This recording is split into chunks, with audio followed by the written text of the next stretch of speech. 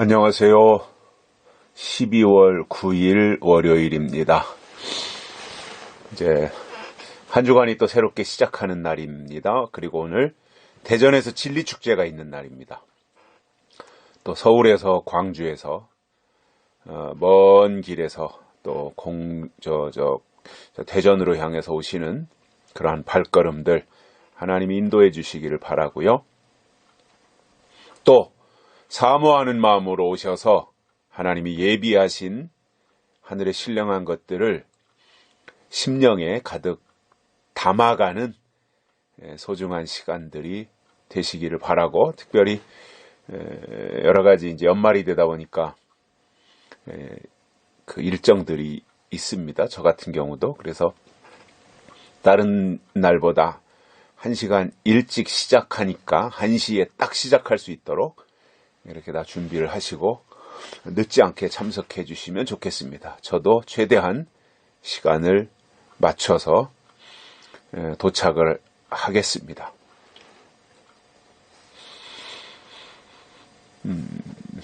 날씨가 이제 많이 춥고요. 이 추운 영하 엊그저께는 체감온도가 영하 12, 3도까지 내려갔다고 하는데, 저 청와대 앞에는 연일 기도회 예배가 진행이 되고 있습니다. 대단한 분들입니다. 이 추위에 텐트 쳐놓고 거기에 전기장판 있는 것도 아닐 텐데 그 야외에서 한겨울에 천막 치고 거기에 담요 한 장 덮고 거기서 새우잠을 주무시면서 나라를 걱정하고 나라를 위해서 기도하면서 투쟁하고 계시는 분들에게 정말 경의를 표합니다. 사실 빨갱이 공산주의자들하고 싸울 수 있는 곳은 교회밖에 없어요. 교회하고 공산당하고는 정반대거든요. 공산당하고 교회하고는 같이 갈 수 없잖아요. 무신론하고 유신론하고 어떻게 같이 가요? 교회는 하나님이 계시다고 하는 것을 인정하는 유신론자들인데, 빨갱이 공산당, 저 김정은이 추종하는 저놈들, 그리고 이 종북 주사파, 이 사람들은 다 빨갱이들이니까 공산주의자, 사회주의자들이니까 무신론자들이잖아요. 하나님이 계시다고 하는 것을 인정하는 게 기독교고, 하나님이 없다라고 하는 게 무신론. 그 사람들은 물질만 있는 거지 신이 없다고 하는 게 빨갱이들이잖아요. 그런데 어리석게도 한국교회 교인들 가운데는 많은 사람들이 저 주사파에 사로잡혀가지고 빨갱이들을 옹호하고 주사파를 옹호하고 그들을 따르고 쫓아가는 그러한 무신론자들, 유물론자들, 이 빨갱이 세력들, 그러한 사람들이 있다고 하는 게 참 통탄할 노릇입니다. 그건 신앙이 아니죠. 하나님이 주신 믿음을 가지고 은혜시대의 믿음이든 다시 오실 예수님을 기다리는 재림신앙이든 정말 하나님과 관계되어진 믿음을 가진 사람은 절대로 좌파 빨갱이 할 수 없어요. 주사파 할 수 없어요. 그건 있을 수가 없는 일이에요. 어떻게 무신론자들을 교인이 쫓아갑니까, 세상에? 무신론자들을 어떻게 교인이 지지해 줍니까? 말이 안 되는 거죠. 저는 이번 기회에 한국교회가 일어나고 또 한국교회 안에 있는 신앙인들이 깨어나서 이번 기회에 교회 안에 침투해 들어와 있는 저 빨갱이 사상, 주사파 사상, 종북 사상, 이 운동권들이 추구하고 있는 저 김일성 주사파 이러한 것들을 완전히 다 척결해내는 그러한 절호의 기회가 되리라고 저는 생각을 합니다. 이번 기회에. 그래서 다 정화, 예수님이 성전 청결하는 작업을 하시잖아요. 예수님이 오셔서. 마찬가지로 이번 기회에 한국교회를 하나님의 청결 작업을 하신 이후에 예수님이 한국으로 재림하셔야 되잖아요. 그러한 과정이 아닐까? 이렇게 생각을 합니다. 제가 이렇게 생각하는 이유는 우리 민족이 역단족속이고 역단족속을 통해서 예수님이 재림하시는 일을 하셔야 되잖아요. 그렇기 때문에 현재는 여러 가지 과정 중에 어려움이 있어요. 그럼에도 많은 분들이 토요일 날이면 광화문 광장으로 나가서 문재인 퇴진을 외치고 또 이 여러 가지 이 우리나라가 한미동맹 파괴라든가 이런 것들로 지금 심각하게 기울어가고 있는 것들을 바로잡기 위해서 교회가 나서고 또 거기에 나선 교회에 또 여러 사람들이 합세하고 그렇게 해서 아직까지는 잘 나가고 있다. 하루하루 물론 위태위태하고 아슬아슬하지만 또 오늘과 내일 패스트트랙 그거 상정한다고 하는 말도 있어요. 국회에서. 그런 것들도 다 잘 한국당이 막아내야 되는데 좀 한국당이 불안불안해요. 사실은 좀 투쟁할 줄도 모르고 싸울 줄도 모르고 웰빙 정당이라서 그런지 이런 때 좀 나서서 멋있게 투쟁하고 싸우면 국민들로부터 얼마나 신임을 받고 사랑을 받을 텐데 답답해 죽겠어요. 저도. 그러나 한국당은 죽을 쓰고 있어도 하나님이 개입하셔서 더 좋은 길로 인도하시고 이 상황을 분명히 반전해서 역전시켜 주실 것이라고 저는 그런 생각을 가지고 있습니다. 하나님이 도와주실 겁니다.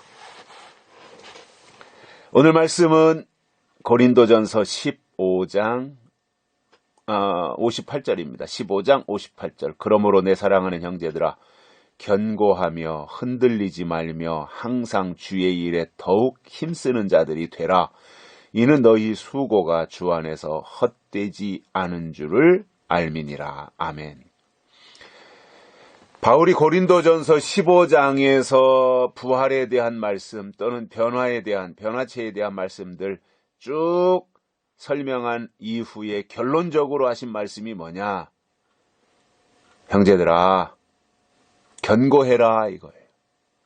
견고해라. 단단해져야 된다는 겁니다. 견고해져야 됩니다. 신앙이요, 흐물흐물하면 의미가 없어요. 그 계시록에서도 나오잖아요. 차든지 덥든지 하라 그랬잖아요. 차든지 덥든지 이것도 아니고 저것도 아니고 그냥 미적지근해가지고 있는 것은 토해내는 거죠. 마찬가지로 견고해야 돼요. 신앙이 하나님 앞에. 그래야 쓸모가 있는 거지. 이게 흐리멍텅해가지고 이래도 흥 저래도 흥 이것도 하면 저것도 하면 그러면 그런 사람들은 어디다 써요? 세상에. 도대체가 방향도 못 잡고 결단도 못하고 그냥 견고함도 없고 흐물흐물해가지고 말이죠. 쓸모가 없어지잖아요. 하나님의 사람은 심지가 견고해야 됩니다. 중심이 하나님 앞에 바로 서 있어야 됩니다. 그래야 하나님이 그 중심을 보고 쓰시는 거예요. 또 흔들리지 말라 그랬습니다. 견고해서 흔들리지 말아야죠. 그죠? 한 문장인 겁니다. 견고하며 흔들리지 말며. 우리가 견고함을 가지고 흔들리지 말아야 됩니다. 이 흔들린다고 하는 것 자체는 이미 심령에 다른 게 들어왔다는 거예요. 이리 흔들 저리 흔들 바람이 불면 바람이 미풍이 불어도 흔들리고 산들바람이 불어도 흔들리고 나무를 심어놓고요 맨날 이리 흔들 저리 흔들 하면 그 나무 죽어요. 뿌리 못 내리고. 신앙이 흔들리면 신앙이 온전히 성장하지 못합니다. 건물이 흔들리다 보면 언젠가 무너져요. 신앙이 흔들리면 무너집니다. 신앙은 흔들리지 않는 거예요. 견고하며 흔들리지 말아야 된다고 말씀하고 있잖아요. 특히 부활을 기다리고 변화체될 것을 기다리고 있는 재림신앙을 가진 사람들은요, 신앙적으로 영적으로 흔들리면 절대 안 됩니다. 신앙이 흔들리는 순간 나도 모르게 폭삭 무너져 버립니다. 공든탑이 무너지는 거예요. 10년, 20년 그 위치까지 약속신앙, 재림신앙 구축하느라고 얼마나 힘들었는데 어느 순간 듣지 말아야 될 말을 듣는 순간 내 마음이 흔들려요. 그 순간 폭삭 무너지는 거예요. 여러분, 이 지진이 났을 때 그 지진이 무서운 것은 땅이 흔들리면서 무너져 버리잖아요. 그 무너지는 것을 통해서 이 모든 게 다 아주 사라지는 거잖아요. 깔아 없어져 가지고. 그러니 그것이 어떻게 바로 세워질 수가 있겠어요? 흔들리는데 어떻게 쓸 수가 있어요? 이 세상에서도요, 이념적으로 또는 가치가 이렇게 저렇게 흔들리면 쓸 수가 없어요.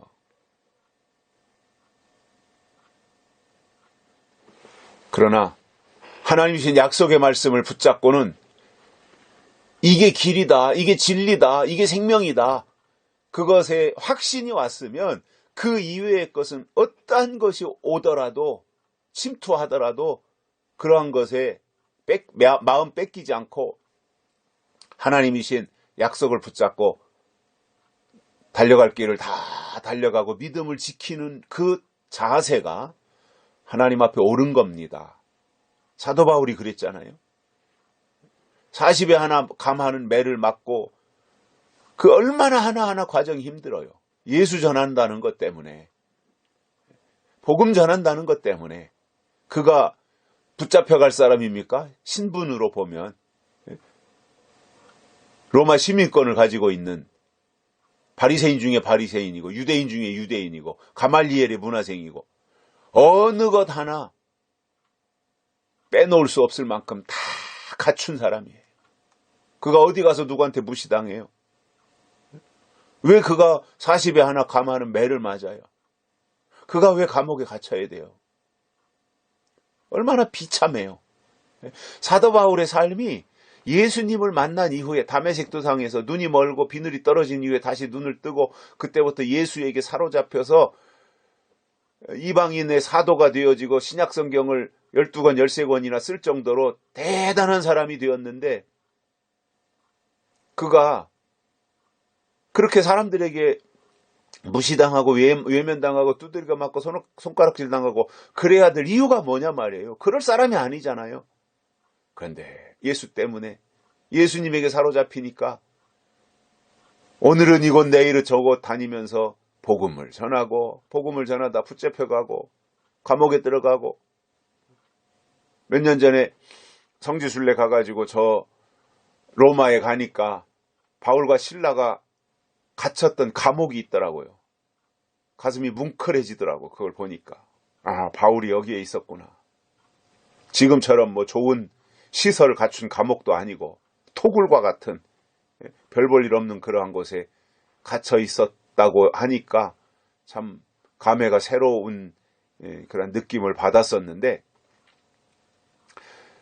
바울이 그럴 사람이 아닌데 예수님 때문에 그렇게 당하며 살았어요. 지금도 마찬가지예요. 머리 꼿꼿이 세우고 내가 누군데 나한테 감히 그러냐고. 이거는 그 속에 예수가 없는 사람인 거예요. 예수의 사람은 40에 하나 감하는 매를 때리면 맞는 거고 감옥에 가두면 갇히는 거고 착고를 채우면 채이는 거고 끌고 가면 끌려가는 거고 죄수의 몸으로 배를 태우고 가다가 유라굴라 광풍을 만나면 만나는 거고 이게 이게 하나님의 사람이에요. 그러니까 우리 신앙생활하는 우리들이 너무나 이 어떤 세속적 개념으로 교회를 보고 하나님의 사람들을 보다 보니까 뭔가 이렇게 갖춰지지 않고 뭔가 이 연단이나 계속 당하고 있고 뭔가 이렇게 교회가 숫자가 많이 모이지 않고 그러면 실패한 사람으로 평가를 내린다 이거예요. 그러한 세속적 가치로 본다면 사도 바울이 실패자지요. 뭐 성공한 게 있어요, 사도 바울이 육신적으로 볼 때. 오히려 예수 만나고 더 쪼그라드는 거잖아요. 근데 그게 아니라는 겁니다. 오히려 속사람을 하나님이 강건케 하시고 속사람의 내공을 하나님이 키워서 하나님 보시기에 합당하고 하나님 나라의 도구로 쓰시는 사람들이 있다는 거예요. 근데 하나님 손에 붙잡혀 쓰임받는 사람들이 사람이 볼 때는 별스럽지 않더라는 거예요. 사람의 기준으로 보면. 근데 그들이 하나님의 손에 붙잡혀 쓰임받는 사람이더라는 거죠. 바울처럼. 예수님도 보면 예수님이 뭐 잘못한 게 있어요. 하나님의 아들로 이 땅에 오셔서 우리를 구원하기 위해서 십자가에 달려 돌아가셨는데 아니 그분이 무슨 사람들에게 해코지를 했어요. 뭐 누구 욕을 했어요. 나쁜 놈이라고 했어요. 사기를 쳤어요. 그런데 그 예수님을 미워가지고 그냥 그러다가 잡아서 십자가에 죽여버리잖아요. 아니 인간의 눈으로 보면 하나님의 아들이라면 그가 가는 곳마다 사람들이 몰려들고 그가 교회를 세우고 10만 명, 100만 명 교회를 하고 담임 목사를 하고 훌륭한 장로가 된다든가 그리고 무슨 재산을 많이 가지고 뭔가 폼 잡고 구제를 많이 하고 불쌍한 사람 다 먹여 살리고 도와주고 이렇게 해야 될 것이라고 사람들은 생각하고 기대했는데 아니 하나님의 아들이라고 오셔가지고 저렇게 초라하게 나귀 새끼를 타고 예루살렘으로 입성하고 십자가를 짊어지고 골고다로 올라가시고 거기에서 매달려 6시간 만에 돌아가시는 이 모습이 과연 하나님의 아들의 모습이었겠느냐라고 사람들은 생각하지 않았겠습니까? 그런데 그분이 하나님이셨어요. 그 예수님이 하나님의 아들이셨단 말이에요. 그가 십자가에서 우리의 구원을 다 이루신 거예요. 그러니까 우리의 관점이 달라져야 돼요. 우리의 보는 눈이 달라져야 돼요. 사람의 기준으로 사람의 눈으로 볼 것이 아니라 하나님의 안목으로 봐야 되는 거죠. 로마서인가 어디 성경을 읽다 보니까 그런 말씀이 있어요. 의인에게는 고난이 많으니라 그랬더라고요. 사람이 잘 나가면은요, 교만해지고 욕심이 생기고 세상적으로 출세하려고 하는 마음이 생기고 자기를 과시하려고 하는 마음이 생겨요. 목사님들도 어쩔 수 없어요. 교회가 커져 보십시오. 몇천 명 모이고 10,000명 모이고 그래 보십시오.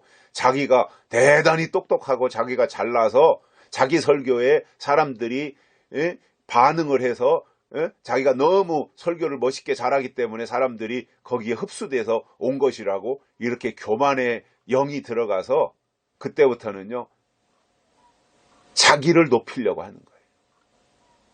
이거는 실패한 겁니다. 이미 그 사람은 실패자예요. 근데 교인이 50명, 60명, 30명 이렇게 얼마 되지 않는데 자기 부족함을 깨닫고 내가 부족해서 교회가 성장이 안 되니까 내가 더 많이 기도해야 되고 내가 더 하나님께 매달려야 되고 내가 더 하나님께 은혜를 구해야 되고 늘 이렇게 낮은 자리에서 낮은 마음으로 하나님 앞에 나아가기 위해서 무릎으로 나아가는 이러한 모습을 그 속에 간직하면서 하나님 앞에 겸손하게 내 부족을 인식하고 하나님의 은혜를 늘 간구하면서 목회를 한다면 비록 교인들이 20명, 30명 밖에 모이지 않더라도 그 심령이 하나님 보실 때 아름다운 종이지 않겠어요? 1,000명, 2,000명, 3,000명 모이니까 자기가 잘나서 그런 줄 알고 자기가 똑똑해서 그런 줄 알고 우쭐해가지고 교만해서 한 영혼을 보기를 우습게 보고 그런다면 그 자체가 이미 변질된 거고 타락한 거예요. 2,000명 모이면 뭐하고 3,000명 모이면 뭐 하겠습니까? 이미 그 목회자의 중심에 하나님이 없고 타락했는데. 그것보다는 숫자는 적더라도, 그리고 사회적으로 인지도는 떨어지더라도 늘 겸손한 마음으로 하나님의 은혜를 간구하며 뭔가 좀 내가 부족하기 때문에 하나님이 이 부족한 것을 채워주셔야 내가 하나님의 일을 감당할 수 있다고 하는 이 자세를 가지고 나가는 그 마음이 소중한 것이다, 그겁니다.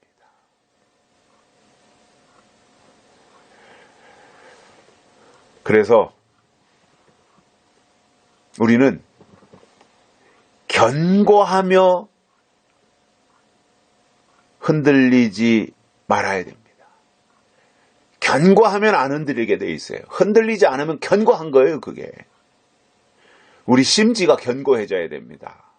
심지가 흔들리면 안 됩니다. 이 말 들으면 여기가 쏠리고, 저 말 들으면 저기가 쏠리고, 여기 가서 아멘, 저기 가면 저기 가서 아멘. 이건 뭐 갈 때 안 갈 때 다 가고 아멘 할 때 안 할 때 가서 다 아멘 하고 있고, 그러면 뭐가 그 사람에게 진리냐 말이에요. 저는 진짜 신앙은요, 가지 말아야 될 곳에 대해서는 안 가는 거예요. 아니, 약속이 없는 곳에는 하나님이 안 계신 겁니다. 하나님, 신명기에도 보면 하나님이 자기 이름을 두시려고 택하신 곳에 가서 하나님 앞에 제사하라 그랬어요. 자기 이름을 두시려고 택하신 곳으로 나가라 그랬어요. 그러면 지금 이 시대에 하나님의 이름을 두신 곳이 어디예요? 그때 당시에는 법궤였다고 한다면 지금 이 시대는 뭐예요? 구약에서는 신명기 때는 자기 이름을 두시려고 택하신 곳이 이제 법궤가 있는 곳이에요. 신약에 와서는 예수 그리스도의 이름이 있는 곳이 하나님이 택하신 곳이에요. 마지막 때는 하나님이 약속의 말씀을 주신 곳이 하나님이 택하신 곳이에요. 그러므로 이 시대로 표현한다면 약속의 말씀이 없는 곳에는 하나님이 안 계셔요. 하나님이 없는데 무슨 구원이 있어요. 그래서 지금은 보이는 것에 마음 뺏기면 안 됩니다. 보이는 것은 선악과입니다. 내 눈에 보이는 것은 선악과예요. 선악과에 마음 뺏기면 안 되는 거예요. 이거는 이미 흔들린 거예요. 견고하지 못한 거예요. 우리는 늘 하나님을 바라보고 하나님이 주시는 약속의 말씀을 중심에 담아서 하나님이 사도 요한을 통해서 2000년 전에 밤모섬에서 주신 그 예언의 말씀이 이 시대의 약속의 말씀으로 나타났고, 그 말씀이 나타났다고 하는 것은 그 말씀이 이루어질 때가 임박했다고 하는 것을 우리에게 깨우쳐 주시는 것이니 우리가 더욱더 하나님께 몰입하고 하나님에게 사로잡혀서 하나님의 일을 감당해야 되기 때문에 이 고린도전서 15장을 끝내면서 바울이 말씀하신 것이 견고하며 흔들리지 말며 항상 주의 일에 더욱 힘쓰는 자들이 되라, 이렇게 말씀했어요. 즉 견고하고 흔들리지 말아야 주의 일에 힘쓰는 자들이 될 수 있다는 겁니다. 이렇게 될 때 우리의 믿음의 수고가 헛되지 않은 거예요. 하나님이 기억하시는 거다, 그 말이에요. 이러한 자세로 우리가 우리의 믿음을 키워나가야 되고, 조금씩 더딘 걸음으로라도, 느린 걸음으로라도 우리의 믿음이 하나님을 향해서 나아간다면 그 자체를 하나님이 기뻐하시는 거예요. 제자리 걸음한다든가 후퇴한다든가 낙오자가 된다든가 낙심을 한다든가 그렇게 될 것이 아니라 우리는 늘 소망을 가지고 약속의 말씀을 거머쥐고 다시 오실 예수님을 기대하면서 우리의 신앙을 키워 나가기를 바랍니다. 오늘 여기까지 하겠습니다. 고맙습니다.